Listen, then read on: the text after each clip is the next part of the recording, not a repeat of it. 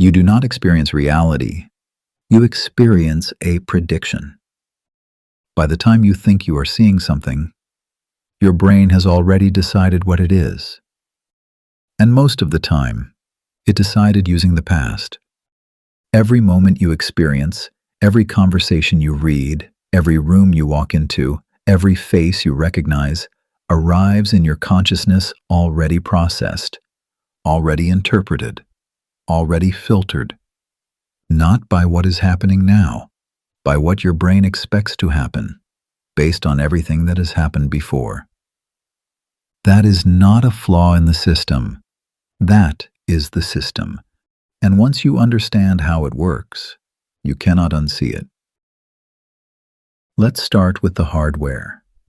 Your brain receives approximately 11 million bits of information per second from your senses. Your conscious mind processes around 40 to 50 of them.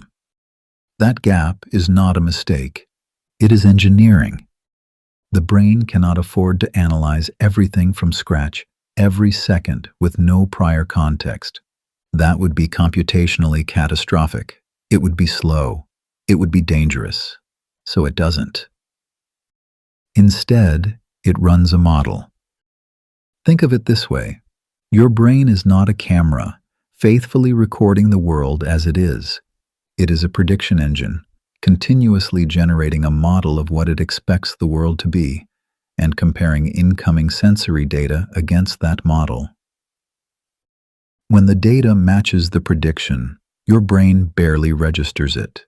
It was expected, nothing to report.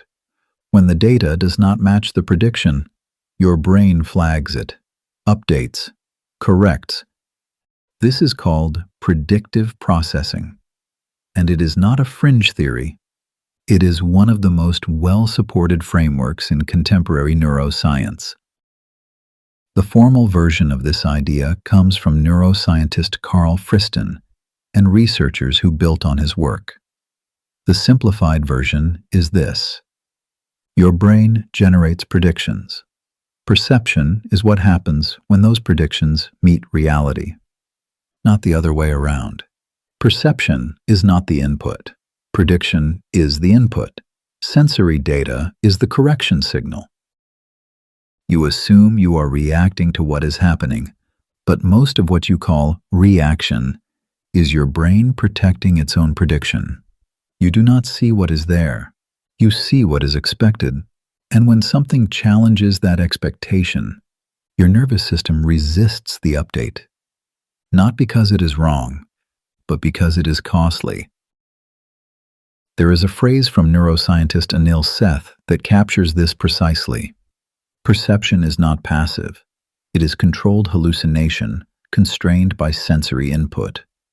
That phrase is not mystical. It is mechanistic. You are always hallucinating. The sensory world you experience is a model your brain constructed. Sensory input simply keeps that model from drifting too far from what is actually out there. If that sounds uncomfortable, it should, because it means that what you call reality is, at minimum, partially a product of what your brain was previously taught to expect. And that has consequences. If perception is prediction, what do you think identity is? Identity is a long-term prediction about who you are. Not a fact, not a fixed truth, a prediction maintained, reinforced, and protected by the same system that predicts what a chair looks like before you fully see it. When you walk into a room and feel tension, your brain is not detecting threat. It is detecting unpredictability. And unpredictability is metabolically expensive. So your system does something intelligent. It narrows your behavior. It reduces your range. It contracts your identity to something familiar. Even if familiar is small, even if familiar is painful, you call this insecurity. The brain calls it stability. When you say, "I am anxious," your brain hears, anxiety is the predicted output of this system in uncertain conditions. It prepares for anxiety before the uncertainty has even registered consciously. When you say, "I am bad with money," your brain hears, "Financial loss is the predicted outcome of this system's decisions." It adjusts attention, risk tolerance, and behavior accordingly. When you say, "I am always rejected," your brain hears, "Rejection is the predicted result of social contact." It begins scanning for early signs of rejection before the conversation has started. These are not character traits, they are prediction templates, encoded through repetition, emotional intensity, and time. Your habits are not moral failures. They are prediction loops. Your behavior is not irrational. It is internally consistent with the predictions being run. The system will always choose coherence over possibility, unless you deliberately tolerate prediction error. And here is the line that most changes how you see this. The brain prefers consistency over accuracy. Your nervous system is not optimizing for truth. It is optimizing for predictive efficiency. A consistent prediction, even a painful one, is computationally cheaper than an unpredictable one. Which means your system would rather be consistently wrong than unpredictably right. Let that settle. If you have ever wondered why you keep arriving at the same outcomes, the same relationship patterns, the same professional ceiling, the same emotional responses, despite genuine effort to change them, this is part of the answer. The system is not broken. It is working exactly as designed. It is protecting a prediction it has learned to trust. Now we need to address something that most frameworks skip entirely. Change feels dangerous. Not metaphorically dangerous, physiologically dangerous. Here is the mechanism. When you attempt to behave in a way that contradicts an established identity prediction, your brain registers a mismatch, a prediction error. Prediction error activates the stress response. Cortisol rises. The nervous system moves toward alert. That alert state registers in the body as discomfort, or dread, or resistance, or the specific feeling of wanting to stop and return to something familiar. Your conscious mind labels this feeling as many things: fear of failure, fear of success, imposter syndrome, resistance, self-doubt. Your nervous system is not using any of those labels. Your nervous system has one label for all of them: threat. And when the nervous system detects threat, its job is to return the system to stability, to reduce prediction error, to restore the known state. This is why you reach for the familiar behavior, the familiar thought, the familiar outcome. Not because you are weak, because your system is doing its job. You call it self-sabotage. Your nervous system calls it stability. This reframe matters, not because it is comforting, but because it is accurate. And accurate diagnosis is the prerequisite for precise intervention. If you believe you are self-sabotaging, you will try to override the behavior through willpower. Willpower is a finite resource. It fights the system. If you understand that the system is protecting a prediction, you can work with the system.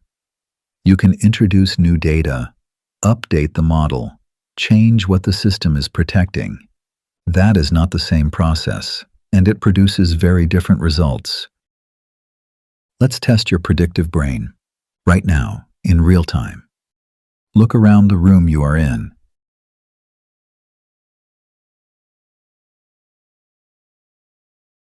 Count how many blue objects you can see.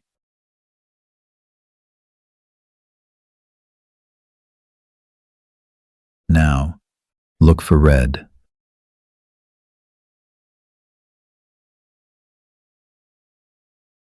The room did not change. Your prediction did. When you were scanning for blue, red objects were physically present. Your visual system registered them, but your brain's filter had a different priority. and so they did not reach conscious attention. The moment the prediction shifted, red objects appeared. Not because they materialized, because the filter changed. This is not selective attention as a curiosity. This is the mechanism that governs your entire experience of reality. Now apply that mechanism to something with higher stakes. Imagine what happens when your identity is scanning for rejection. The neutral comment becomes a slight. The pause in someone's response becomes evidence. The lack of message becomes confirmation. The room did not change. The prediction did. And the prediction was set long before this conversation started. This is where inner physics becomes a functional framework rather than a collection of ideas. If your brain predicts before it perceives, then most of your emotional reactions are not responses to what is happening. They are outputs of what was predicted, preloaded, ready before the event arrived. That means the work is not about managing reactions after the fact. It is about understanding what is being predicted and where that prediction was written. Inner physics maps this using a simple framework. Hardware, your nervous system. Software, your identity predictions. Render engine, your perception filter. And output, your behavior. Your hardware, the nervous system, runs the operations. It is the biological substrate on which everything else runs. Your software, identity predictions, are the programs the hardware is currently executing. They were written through experience, repetition, and emotional encoding. Your render engine, the perception filter, determines what reaches conscious attention and what gets filtered out. It is built from the software. It selects evidence that confirms existing predictions. And your output, behavior, is the result. It feels like a choice, but much of it is the automated consequence of what the 3 layers above it are doing. These layers are not philosophical categories. They are operational layers. Most people try to change behavior directly. They target the output. Inner physics works upstream, at the level of the software and the render engine. Not by fighting the predictions, by updating them. The goal is not to override the system. The goal is to debug it. Debugging requires precision. It requires locating the source of the error, not just suppressing its symptoms. That is what this channel is designed to help you do. You are not broken, you are predicting. And predictions, unlike personality, unlike fate, unlike character, can be updated. Not through force, not through repetition of affirmations that contradict everything your nervous system currently holds as true. Through something more precise than that. Through understanding what the system is predicting, why it is predicting it, and what kind of new data would be sufficient to shift the model. The question is not what is happening to you.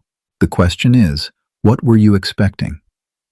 The moment you understand the model, you are no longer trapped inside it. You are the one updating it.